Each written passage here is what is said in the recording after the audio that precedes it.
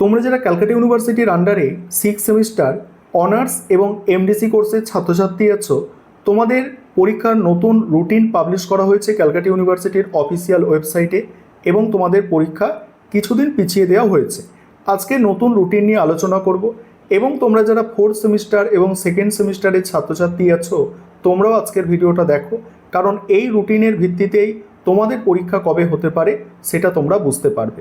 অর্থাৎ 2nd semester এবং 4th সেমিস্টারের পরীক্ষা পরবর্তীকালে কবে হবে সেটাও তোমাদের আমি শেষে আলোচনা করব। প্রথমে তোমরা 6 সেমিস্টারে যারা আছো তোমরা রুটিনটা বুঝে নাও। অলরেডি তোমাদের আমি একটা শর্টস ভিডিওর মাধ্যমে রুটিন সম্পর্কে ইনফরমেশন দিয়েছিলাম। এখন সম্পূর্ণ রুটিনটা আমি আলোচনা করব। যাদের দেখার দরকার আছে অবশ্যই তোমরা বুঝে নেবে। দেখো, তোমাদের অনার্সের পরীক্ষা শুরু হচ্ছে, অনার্সের পরীক্ষা শুরু হচ্ছে 15 তারিখ, জুন মাসে 15 তারিখ থেকে অনার্স কোর্সের পরীক্ষা শুরু হচ্ছে, যেটা আগে 9 তারিখে শুরু হওয়ার কথা ছিল।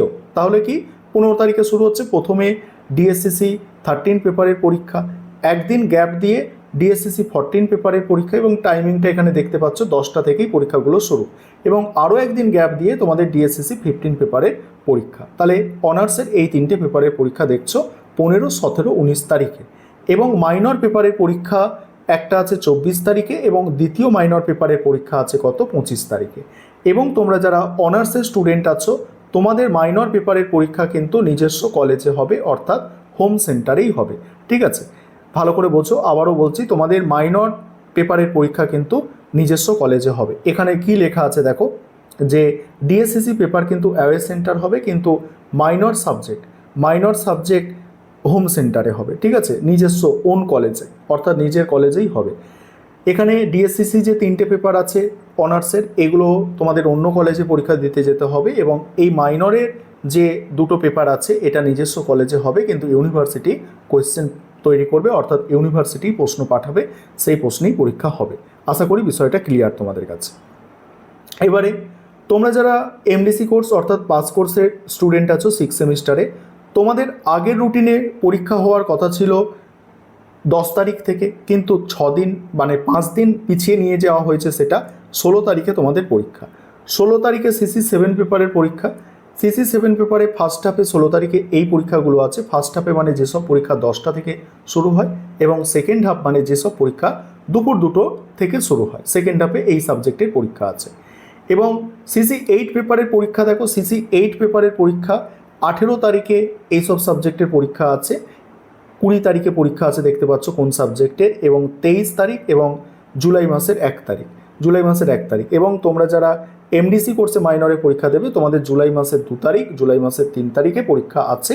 এবং তোমাদেরও এই যে সিসি পেপার, তোমরা যারা এমডিসি কোর্সের স্টুডেন্ট, তোমাদের যে 2টো সিসি পেপার, এই 2টো অন্য কলেজে পরীক্ষা হবে, এবং মাইনর পেপার যে 2টো আছে নিজস্ব কলেজে হবে, কিন্তু ইউনিভার্সিটি কোয়েশ্চেন পেপার তৈরি করবে। এখানে লেখা আছে সিসি পেপারের যে পরীক্ষা সেটা অ্যাওয়ে সেন্টারে হবে, এবং মাইনর সাবজেক্টের পরীক্ষা নিজস্ব কলেজ, দেখো ওন কলেজ অর্থাৎ হোম সেন্টারে হচ্ছে।